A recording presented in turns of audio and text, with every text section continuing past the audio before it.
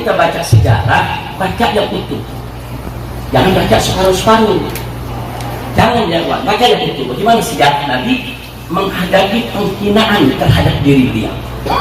Oh, dalam sejarah yang lengkap ya, kawan.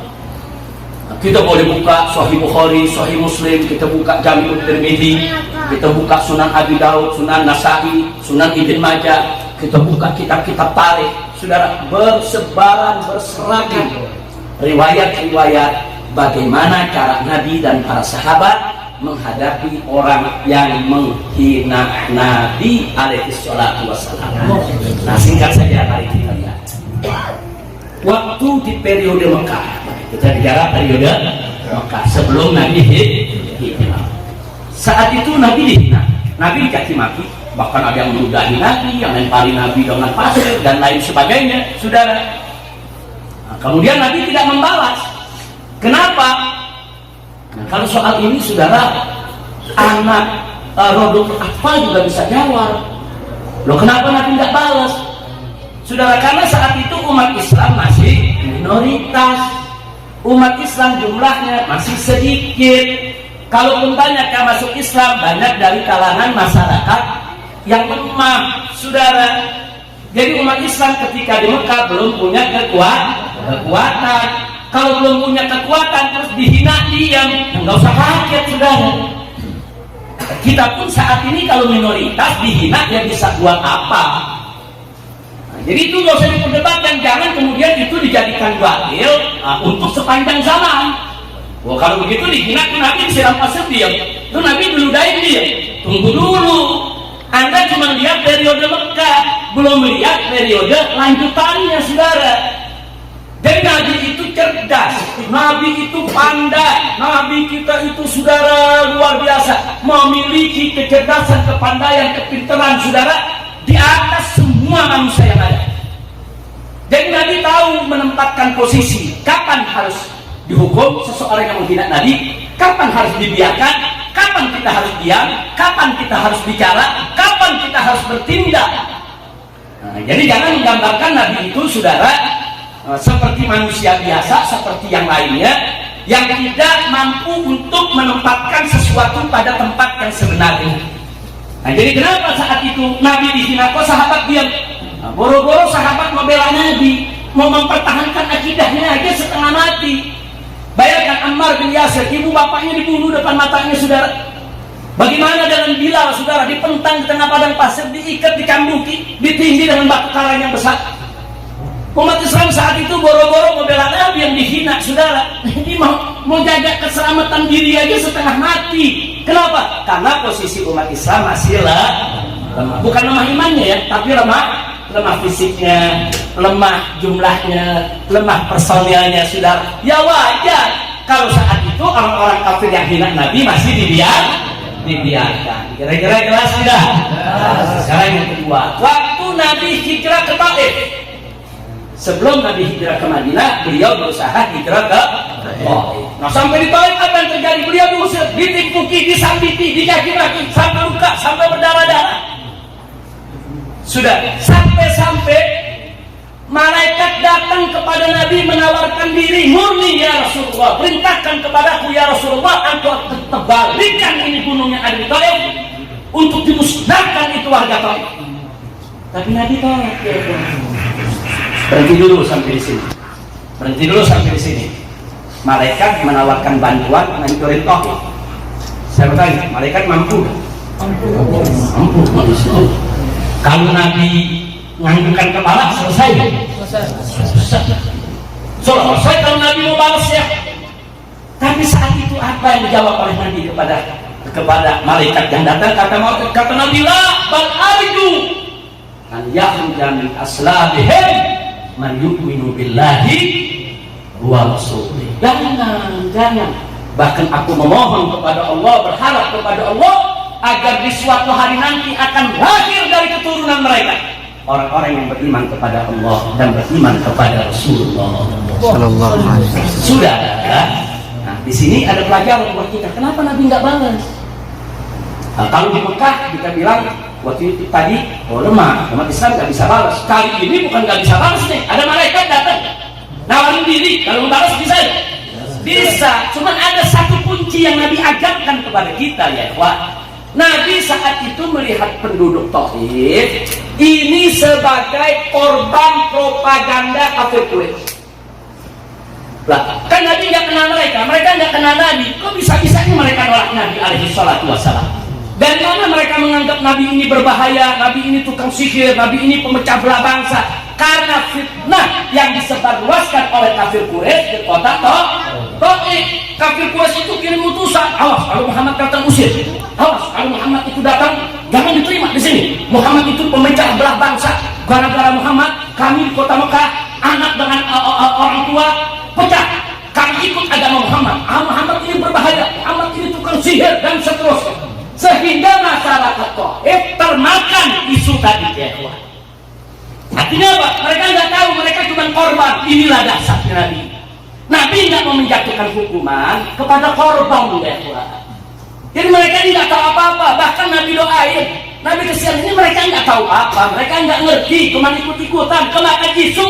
Maka itu Nabi nggak hukum sudah. Subhanallah. Kira-kira jelas ya? Cerdas nggak kita punya Nabi? Cerdas. Oh ini korban. Ini korban isu. Kalau sekarang ini korban berita hoax sudah. Nah, ini korban. Kalau korban itu bukan dihukum, dikesihani, diajarkan, dibina, didoain, biar mereka sadar, biar mereka mendapat informasi yang benar. Itulah dasarnya Nabi kita Muhammad Sallallahu Alaihi Wasallam. Sampai sini jelas tidak? Jadi waktu di kota Mekah bagaimana, waktu di Taif bagaimana cara Nabi menghadapi para penghina. Sekarang kita beranjak ke Madinah. Di Madinah ada dua posisi yang ditunjukkan oleh Nabi, saudara. Di satu posisi Nabi membiarkan orang-orang yang menghina beliau. Tapi pada posisi yang lain ada beberapa penghina Nabi dihukum mati oleh Nabi alaihi salatu wassalam. Nah ini kita mesti bacanya pelan-pelan, kita yakinin ada apa saudara. Jangan sejarah separuh diambil, separuh kita buang, nggak boleh. Ini kan dua-duanya sejarah Nabi. Nabi memaafkan orang yang menghina, itu sejarah Nabi. Nabi menghukum mati orang yang menghina, itu juga sejarah Nabi. Nah kita harus memahami sejarah secara komprehensif. Jangan separuh-separuh kalau belajar agama, jangan separuh-separuh kalau mau kaji sejarah. Kita mulai dari yang dimaafkan oleh Nabi alaihi salatu wassalam. Saudara, ada satu pengemis Yahudi, buta matanya, miskin, duduk di pasar, tiap hari pengemis, tiap hari Nabi sedekah, Nabi kasih bantuan. Padahal setiap hari si pengemis ini mencaci maki Nabi, tapi kan hukum Nabi dibiarkan sampai begitu Nabi wafat meninggal dunia, saudara. Sayyidina Abu Bakar Siddiq radhiyallahu taala anhu datang ke putrinya yaitu Sayyidatuna Aisyah radhiyallahu anha. Jadi Sayyidina Abu Bakar tanya kepada Siti Aisyah, dulu waktu Nabi hidup apa kebiasaan yang dilakukan oleh Nabi? Seperti membantu para janda, membantu para yatim, membantu pengemis dan lain sebagainya. Salah satu yang disebut oleh Siti Aisyah, di pasar itu ada pengemis yang Nabi nggak pernah lupa bantuin. Sayyidina Abu Bakar melanjutkan kebaikan Nabi SAW. Nah, ini satu cintanya Sayyidina Abu Bakar Siddiq radhiyallahu anhu kepada Nabi kita Muhammad sallallahu alaihi wasallam. Dulu yang pernah dibantu Nabi janda mana? Dibantu Abu Bakar Siddiq. Dulu yang pernah dibantu sama Nabi yatim mana? Dibantu oleh Sayyidina Abu Bakar Siddiq. Nah, Sayyidina Abu Bakar datang ke orang tadi, dibantu oleh Sayyidina Abu Bakar sebagaimana dulu Nabi. Begitu dibantu, dipegang tangan Abu Bakar sama si pengemis tadi. Si pengemis ini bilang apa? Ini tangan bukan tangan yang biasa bantu lagi. Karena tangan yang dipegang dulu tangan ini tangan lain. Begitu. Saya nampak dia, namun nggak lama kemudian orang yang memberikan ini puji orang bagus, terima kasih kau sudah berikan aku. Jangan seperti Muhammad tuh, dia kaki maki lagi. Kaget Sayyidina Abu Bakar. Sayyidina Abu Bakar kaget tanya sama itu orang, kau nggak salah mencaci maki Muhammad? Ya Muhammad begini. Kau tahu Muhammad itu? Kau pernah ketemu Muhammad itu? Dia nggak tahu ya Pak. Dikasih tahu oleh Abu Bakar Siddiq, kau tahu orang yang setiap hari membantumu di sini yang tadi kau sebut tangannya begitu lembut penuh kasih, itulah Muhammad yang membantu. Oh, kaget. Orang tadi kaget, menyusul, menangis, saudara. Nah, jadi kita lihat di sini, saudara. Pertanyaannya, kenapa Nabi nggak hukum? Kenapa Nabi nggak bunuh, saudara? Saudara, ada orang miskin, matanya buta, ngemis di tengah pasar, menghina Nabi. Terus kalau Nabi bunuh, apa kata dunia, saudara? Kira-kira dunia bilang apa? Kocok betul. Orang miskin, orang buta, orang yang nggak ngerti apa-apa dibunuh. Apa kata dunia, saudara? Nabi itu cerdas, saudara. Ini orang buta, nggak tahu apa-apa, nggak ngerti apa-apa. Udah biarin aja, kenapa sih? Itu dasar di jiwa kita punya Nabi. Nabi tahu mana mesti dihukum, mana tidak perlu dihukum, saudara. Nah, jadi nggak setiap orang main hukum, tiap orang main hukum, saudara. Enggak. Kita kalau menegakkan hukum, jangan hanya terpaku kepada faktor hukum. Di sana ada faktor kemanusiaan, di sana ada faktor keadilan, di sana ada faktor-faktor lain yang harus kita lihat, ya kawan. Tidak hanya monoton bicara soal hukum. Kalau bicara soal hukum, yang mesti dihukum Nabi, selesai. Nah, tapi nggak begitu. Pola pikir Nabi kita bisa lihat. Oh, ini perempuan, kalau nanti dibunuh apa kata dunia, ya kawan. Nah, Nabi diam. Nanti juga ada bakal tahu siapa itu Muhammad. Nanti juga bakal tahu siapa yang membantu dia. Buktinya begitu dia ketemu Sayyidina Abu Bakar tegur, nyosor, nangis. Saudara, dia nggak pernah sangka. Yang lebih membuat dia lebih sedih lagi, saudara, itu orang yang membantu di kaki tiap hari, tapi tetap membantu. Subhanallah. Itulah Nabi kita Sayyidina Muhammad Sallallahu Alaihi Wasallam. Nah, sekarang mari kita lihat lagi. Ada lagi orang kafir, saudara, Yahudi, nagih utang kepada Nabi. Nabi ada utang, saudara, belum waktunya dibayar. Utang kan biasanya ada janji bulan depan dibayar, belum waktunya dari tadi. Nah, mungkin si Yahudi ini lagi butuh, saudara. Nah, cuma nagihnya nggak sopan. Begitu nggak sopan, sahabat Nabi yang duduk di samping Nabi berdiri, ya Rasulullah, da'ni an aras. Ya Rasulullah, izinkan aku biar aku tebas batang leher orang ini. Kurang aja. Kalau nggak salah sahabat saat itu yang duduk di samping Nabi, Sayyidina Umar itu Khattab. Sayyidina Umar marah. Apa kata Nabi? Ya Umar, tenang, Idris Magana duduk. Seharusnya kau nasihati dia supaya sabar lagi utang. Dan mestinya kau nasihati aku supaya buru-buru bayar utang. Subhanallah. Jadi artinya kenapa Nabi nggak izinkan untuk dibunuh? Ini bukan urusan agama, ini urusan dunia, urusan utang piutang, saudara. Karena ini urusan dunia, urusan utang piutang, urusan Nabi sama Yahudi. Jangan Umar, nggak boleh sembarangan bunuh orang, saudara. Subhanallah. Jadi terjawab, kenapa nggak dibunuh? Kenapa nggak dihukum mati? Karena itu urusan pribadi. Ini dasarnya karakter kita punya Nabi. Kalau urusan pribadi, Nabi dihina, Nabi dicaci maki, Nabi tidak akan balas siapa. Kalau urusan pribadi, enggak, Nabi pemaaf. Tapi kalau urusan agama, saudara, coba mendekatkan, coba diundangkan, pasti Nabi akan menegakkan hukum, saudara. Jadi tolong dibedakan karakter kita punya Nabi. Kalau pribadi, Nabi maafi. Kira-kira jelas tidak? Oh, ini pribadi, urusan utang dia marah, ya sudah.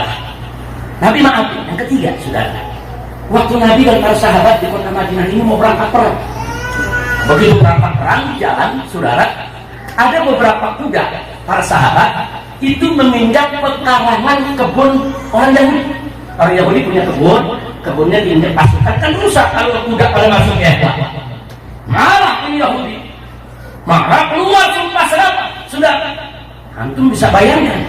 Inilah pada mau perang, di kuda perang, pakai pedang, ada Yahudi naik kaki. Kira-kira bagaimana?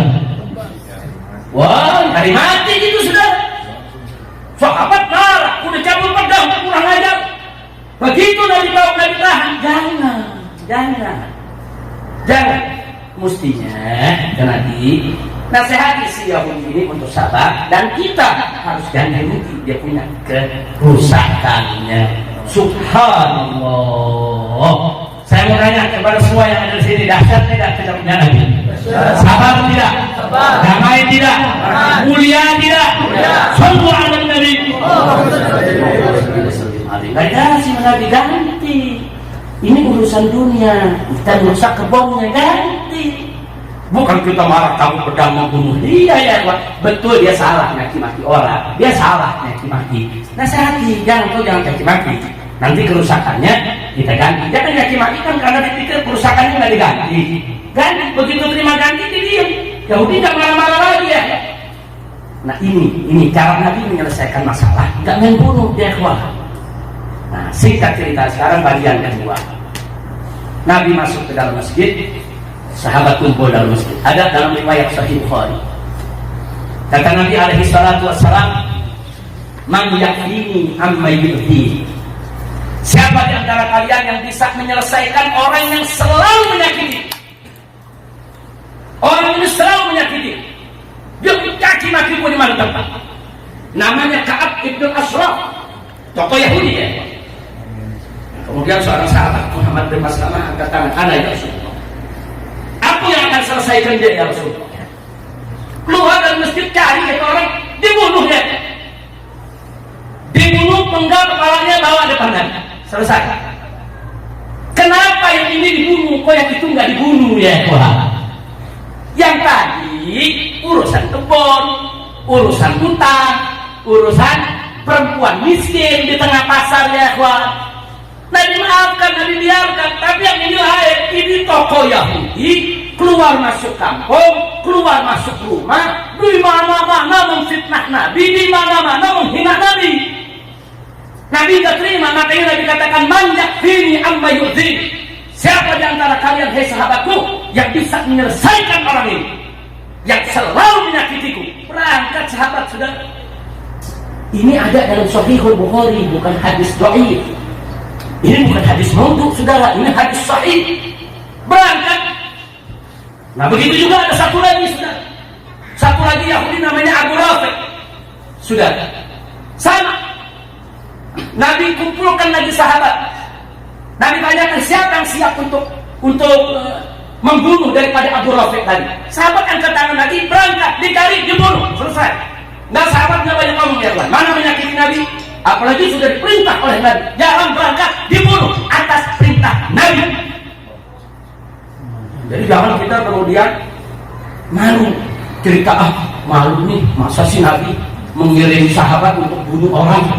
Ya ikhwan, ini Nabi sedang menegakkan hukum, bukan Nabi ganas, bukan Nabi jahat. Ini hukumnya dari Allah. Enggak boleh orang menghina Nabi Muhammad Sallallahu Alaihi Wasallam. Kalau nggak mau dibunuh, ya jangan hina Nabi. Selesai, saudara. Dan nggak sampai di situ, saudara. Beberapa sahabat di tengah jalan bertemu dengan orang yang menghina Nabi, dibunuh.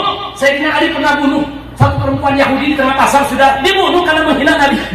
Abdullah ibn Zubair pernah bunuh orang, Khalid bin Walid dibunuh. Siapapun yang menghina Nabi ya. Dan semuanya direstui oleh Nabi alaihi salatu wassalam. Tidak ada satupun yang tidak direstui oleh Nabi. Padahal Nabi nggak nyuruh dia. Kalau tadi kan Nabi suruh tuh Abu Rafiq sama Ka'ab bin Ashraf. Kalau ini Nabi nggak suruh. Sahabat tadi jalan ada orang menghina Nabi. Dikasih peringatan nggak ngerti, dibunuh. Habis itu baru lapor Nabi. Aku membunuh seseorang ya Rasulullah. Kenapa kau bunuh? Karena dia menghina, aku nggak kuat.